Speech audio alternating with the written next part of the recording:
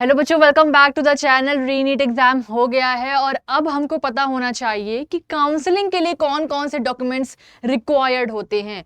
बहुत सारे डॉक्यूमेंट्स होते हैं जिस पे हम ध्यान नहीं देते हैं और आगे काउंसलिंग में डिस्टर्बेंस जाती है और प्रॉब्लम होती है, क्योंकि काउंसलिंग बहुत डेडलाइन से चलती है, वो सब आपको पता है। और जब अगर डेडलाइन पास हो जाती है और हमारे पास वो डॉक्यूमेंट्स नहीं होता तो हमें रिग्रेट के अलावा और कोई भी ऑप्शन नहीं रह जाता है।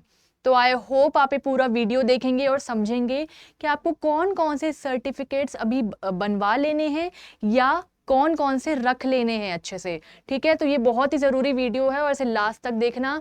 सबसे पहले अगर बात करें तो बच्चों, NEET admit card, NEET admit card जो आपका है और नीट स्कोर कार्ड जो है वो आपका होना चाहिए। ठीक है, उसको आप प्रिंट आउट करके रख लीजिए।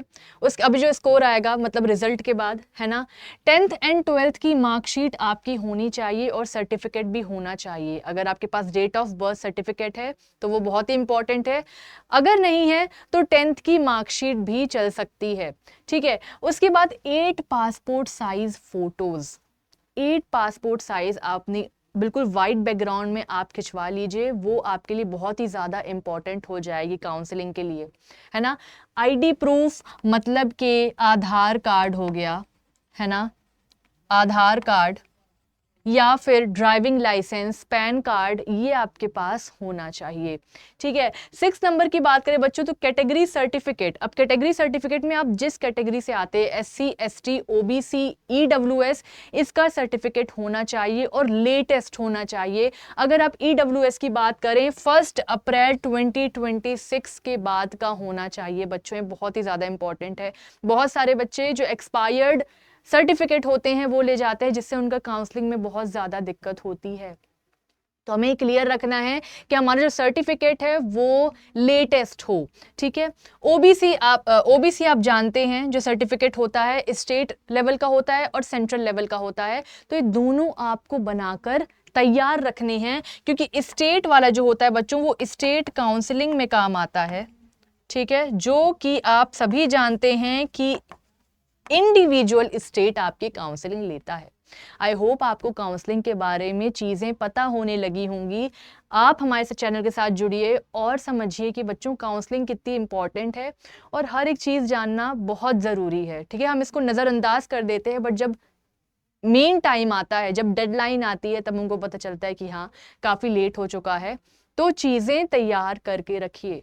स्टेट का वाला जो होता है बच्चों ओबीसी का, वो स्टेट काउंसलिंग में काम आता है, और सेंट्रल वाला जो होता है वो सेंट्रल काउंसलिंग यानी कि जो एमसीसी की काउंसलिंग होती है ना बच्चों, उसमें काम आता है। ठीक है, तो आप ये दोनों बनवा कर रख लीजिए। उसके बाद बात आती है बच्चों ट्रांसफर सर्टिफिकेट और माइग्रेशन सर्टिफिकेट। फॉर एग्जाम्पल आपने 12th पास कर लिया है और आपके कॉलेज से आपको टीसी मिला होगा, तो वो तो आप रख लीजिए। उसके बाद कुछ बच्चे बीएससी में इनरोल हो जाते हैं और वहां से उनको जब माइग्रेशन सर्टिफिकेट मिलता है तो वो आपको लेना बहुत ज़रूरी है। ठीक है, जब भी आप नीट के लिए किसी कॉलेज में जाएंगे एडमिशन लेने, तो आपको ये देना ही होगा माइग्रेशन सर्टिफिकेट, क्योंकि वो बोलेंगे कि अगर आपने बीएससी करी थी तो इसका हमें माइग्रेशन सर्टिफिकेट चाहिए। ठीक है, तो आपके पास टीसी है, माइग्रेशन सर्टिफिकेट है, वो दोनों चीज़ें आपको वहीं से, मतलब कि जो आप रिस्पेक्टिव इंस्टीट्यूट में अगर हैं तो वहाँ का आपका पास होना चाहिए, टीसी भी और माइग्रेशन सर्टिफिकेट भी। अगर आपको टीसी नहीं मिल रहा है तो माइग्रेशन सर्टिफिकेट भी चलेगा। उसके बाद कैरेक्टर सर्टिफिकेट। कैरेक्टर सर्टिफिकेट आपका स्कूल में बन जाता है, जब आप 12th पास आउट करते हैं तो आपको एक कैरेक्टर सर्टिफिकेट मिलता है जिसमें प्रिंसिपल के साइन होते हैं, है ना। तो वो किसका होना चाहिए, 6 मंथ, अगर आप फ्रेशली 12th पास आउट हैं और आपने नीट का एग्जाम दिया है तब तो आपके पास कैरेक्टर सर्टिफिकेट होगा। बट अगर नहीं है तो आपको रिस्पेक्टिव इंस्टीट्यूट से अपना कैरेक्टर सर्टिफिकेट जाके एक फॉर्मेट होता है उसमें बनवाइए और प्रिंसिपल से साइन करवाइए। ठीक है, 6 महीने का ही, यानी कि 6 महीने पुराना ही आपका कैरेक्टर सर्टिफिकेट एग्जाम के लिए, सॉरी मतलब कॉलेज के लिए, काउंसलिंग के लिए आपका होना चाहिए। उसके बाद गैप सर्टिफिकेट। अब गैप सर्टिफिकेट मतलब होता है कि आपने 12th करी और 12th के बाद आपने किसी इंस्टीट्यूशन में एडमिशन नहीं लिया है, गैप है, तो आपको उस गैप का एविडेंस देना पड़ेगा। और वो आप कैसे दोगे, सर्टिफिकेट बनवाकर। तो आपको जाके गैप सर्टिफिकेट का एक फॉर्मेट आता है, और गैप सर्टिफिकेट का हमारे ही चैनल पे एक वीडियो है, तो वो आप ज़रूर देख लीजिए कैसे गैप सर्टिफिकेट बनता है। वो मैं आपको डिस्क्रिप्शन में दे दूंगी, तो आप उसमें क्लिक करके देख लीजिएगा कि कैसे बनता है। वो ज़रूर से गैप सर्टिफिकेट बनवा लें, क्योंकि जितने भी डॉक्यूमेंट्स होते हैं, अगर इसमें कोई भी दिक्कत जाती है बच्चों, तो आपका एडमिशन कैंसिल भी हो सकता है और काउंसलिंग में दिक्कत भी आ सकती है ना। डोमिसाइल सर्टिफिकेट की बात करें बच्चों, अगर आप जब 85% सीट्स के लिए कंपीट करेंगे, काउंसलिंग में बैठेंगे, यानी कि स्टेट काउंसलिंग में बैठेंगे, तो आपको चाहिए होगा डोमिसाइल सर्टिफिकेट। और डोमिसाइल सर्टिफिकेट का हर एक स्टेट का इंडिविजुअल रूल होता है, ठीक है। तो डोमिसाइल सर्टिफिकेट आपके पास होना चाहिए उस पर्टिकुलर स्टेट का, जिससे आप स्टेट काउंसलिंग से काउंसलिंग कर रहे हैं स्टेट में, और जिस कॉलेज में आप जाने वाले हैं वहां भी आपका लगेगा। अलॉटमेंट लेटर जिस कॉलेज में आप जा रहे हैं, है ना, जहाँ पर आपको जो भी कॉलेज मिला है काउंसलिंग से, वहाँ का अलॉटमेंट लेटर आपके पास होना चाहिए। उसके बाद एक स्टडी सर्टिफिकेट भी होता है बच्चों, जो कि कर्नाटका में एक फॉर्मेट होता है, वो आपको वेबसाइट में जाके मिल जाएगा। स्टडी सर्टिफिकेट बनवा लीजिए, जो आपको कर्नाटका के काउंसलिंग में यूज़ होता है, वहाँ के जब आप कॉलेज में जाओगे तो वो आपको दिखाना पड़ेगा, ठीक है। उसके बाद मेडिकल सर्टिफिकेट, जिसका हम हेल्थ सर्टिफिकेट भी कहते हैं, तो वो स्टेट काउंसलिंग में यूज़ होता है। आपको एक रिस्पेक्टिव मतलब कि ऑफिस में जाकर आपको वहाँ पर मेडिकल सर्टिफिकेट बनवाना होगा, और इसके साइन भी आपको लगेंगे। हेल्थ सर्टिफिकेट, ठीक है। तो ये तो एक मतलब स्पेसिफिक सर्टिफिकेट हो गया, बट जितने भी मैंने आपको सर्टिफिकेट बताए हैं, टोटल 13 सर्टिफिकेट, और अगर आप कर्नाटका के नहीं हैं तो 12 सर्टिफिकेट आपके पास होने चाहिए। डॉक्यूमेंट्स आपके पास बिल्कुल रेडी होने चाहिए, क्योंकि अब काउंसलिंग भी होने वाली है रिजल्ट के बाद। वैसे ही नीट के लिए काफ़ी लेट हो चुका है ना। तो आप सारे के सारे काउंसलिंग के जो सर्टिफिकेट हैं वो रेडी करवा लीजिए, ठीक है। आगे बात करते हैं बच्चों की, बहुत सारे बच्चों की क्वेरी आ रही है मुझे कि इस नंबर पे मैम कौन सा कॉलेज मिलेगा। तो बच्चों, आप सभी जानते हो कि अगर आप चाहते हो कि हम आपके साथ लगकर प्रयास करें, आपका बेस्ट कॉलेज पहुंचाएं, क्योंकि पिछले बार हमने करीब 8,000 बच्चों को उनका बेस्ट कॉलेज पहुंचाया था, है ना।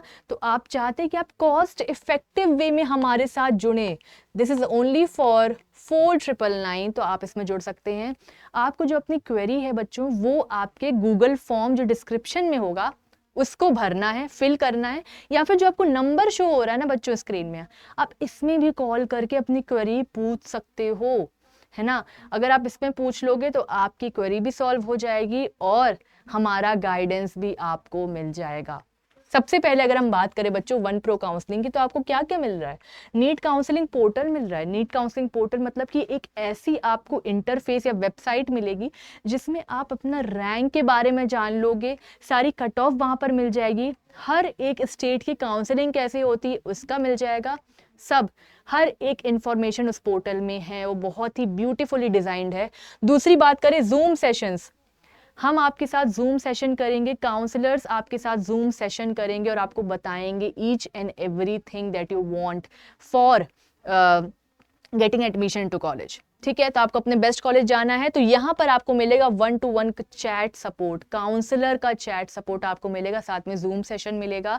और एप्लीकेशन कैसे फिल करते हैं, वो डॉक्यूमेंटेशन बहुत ज़रूरी होता है, और सबसे इम्पॉर्टेंट नोटिफिकेशन कि भाई कोई स्टेट का कब रजिस्ट्रेशन डेट खुल रही है, कब क्या होने वाला है, हमें नहीं पता होता और डेट चली जाती है, राउंड्स की डेट चली जाती है, तो डेडलाइन टू डेडलाइन सारे नोटिफिकेशन, रियल टाइम अलर्ट्स आपको मिलने वाले हैं। तो ये वन प्रो काउंसलिंग में आप हमसे जुड़ सकते हैं बच्चों, this is the best way to get into counselling. दूसरा ये वन काउंसलिंग जो है बच्चों, ये है आपका 2999 का, इसमें बस ये है कि आपको 1-to-1 काउंसलर सपोर्ट नहीं मिलेगा, ठीक है। तो अगर आप चाहते हैं कि हम आपके साथ लगकर सपोर्ट करें तो इस नंबर पे अपनी क्वेरी पूछिए, या फिर गूगल फॉर्म है उसमें भी आप अपनी क्वेरी डाल सकते हैं, अपने नंबर भी डाल सकते हैं, हम आपके साथ लगकर सपोर्ट करेंगे। तब तक के लिए चैनल के साथ बने रहिए, और इन्फॉर्मेशनल वीडियोस आती रहेंगी और काउंसलिंग आपकी ईजी होती रहेगी। Thank you.